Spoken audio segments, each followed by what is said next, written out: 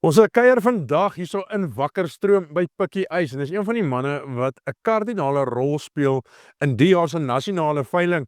Ons gaan 'n bietjie meer by hom uitvind hoe die nasionale veiling bymekaar kom, die dag voor die tyd, hoe hulle presies alles gereël het en wat jy saam met hulle kan leer. En hulle het ook 'n paar spesiale gaste wat hierdie dag vir enige beesboer die moeite werd gemaak. So, kom luister, kom leer en dit is altyd lekker om hier met Pikkie te gesels. Pikkie, hoe gaan dit? Tinus, baie goed en jy? Nee, baie goed, dankie. Pikkie, Drakensberg nasionale veiling en ek dink die ouens kom maar hier luister, julle doen regtig iets spesiaals, julle doen regtig die moeite. En ek dink as ek nou kritiek het op enige ras of op al die rasse is dat die beste diere nie altyd die veilings maak nie. Hoe het julle hierdie jaar seker gemaak dat as die ouens op die nasionale veiling koop diere wat hulle kuddes werklik kan vorentoe vat? Tinus, baie dankie vir die geleentheid en die voorreg. Ja, Tinus, ja, ons het soos laas jaar, ons het net laas jaar begin wat ons het gedoen het, wat die keders as hulle op hulle keringstoere gaan, sommer dan die ou se hele trop verse kyk en beoordeel en dan die beste verse uitsoek vir die nasionale veiling, wat hulle voel is vir die beste verse op daai gegewe stadium. Wat die bulle betref, kon die keders dan 'n bil nomineer, as hulle die teeler kan vir die bulle gewys, dat hulle 'n bil genomineer, en dan het ek agterna gegaan en net gaan verifieer dat die bil wel reg is vir die nasionale veiling.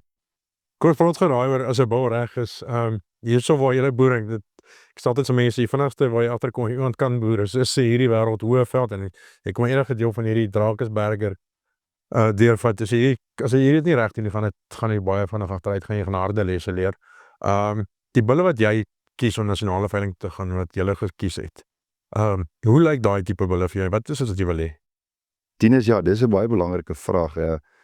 Funksioneel doeltreffende diere, aangepaste diere. Jy weet, Tinus, ons is eintlik maar 'n kommersiële ras. Ek dink dis algemene kennis van die modelboere in die land, kommersiële teelers. Ons is geweldig trots op ons kommersiële teelers. Daar's modelboere wat en hulle gaan jou uitvang. Daai diere wat vir fancy points geselekteer is, gaan wegraak en daai kommersiële kudde is ekstensief. So gefokus op manlikheid, aangepaste diere, bulle wat soos bulle lyk. Funksioneel doeltreffende bulle wat gemaklik beweeg, wat hormoonbalans toon en wat mens kan sien is geharde aangepaste diere. Die dag voor die tyd julle vir PJ Butler wat kom gesels, internasionale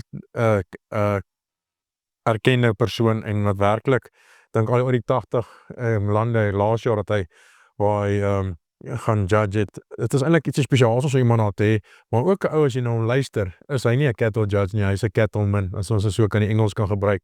Maar wat is dit dat julle besluit het om so graag 'n ou soos PJ by die dag betrokke maak? Tinus, dit is vir ons ons is geweldig opgewonde en 'n baie groot voorreg dat hy ja gesê het om die dag voor die veiling, die 18de, gaan hy van die diere bespreek daar. Hy gaan fokus op funksionele doeltreffendheid, hormoonbalans, aanpasbaarheid, al daai belangrike goed in teeling. PJ is, soos almal weet, is wêreldwyd bekend en dit tereg wat jy sê is hoekom ek 'n groot aanhanger is van hom, is dat alhoewel hy in skouring beoordeel, het hy definitief 'n geweldige kennis van hoe die dier moet lyk in die praktyk op die veld om funksioneel te wees en definitief ons sien geweldig daai en ons nooi die mense om dit te verniet, hulle kan kom, hulle hoef nie deel te wees van die veiling die dag voor die tyd, die 18de Junie, en dit gaan ook regstreeks uitgesaai word deur Swiftvee.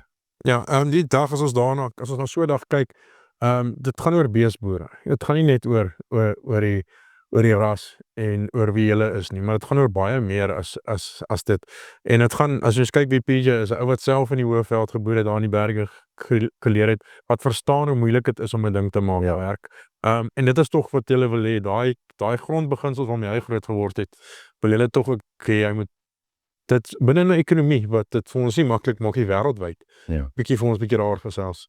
Definitief, Tinus, ons soos almal weet, die boerdery, dit gaan taai deesdae met die boerdery en al die fasette, die insetkostes en die produkpryse.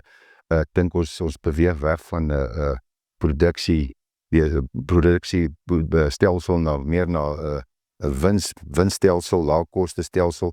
En ek dink enige persoon moet een keer, ten minste een keer in sy lewe vir PJ hoor praat. Ek meen, jy het hom al verskeie kere gehoor en hom self ontmoet. Ek is baie opgewonde. Ek kan die mense regtig aanbeveel. Dit sal beslis die moeite werd wees. Jy hoef nie Drakensberg teele te wees, jy skakel gerus in of kom woon dit by die dag voor die tyd Parys, 18 Junie.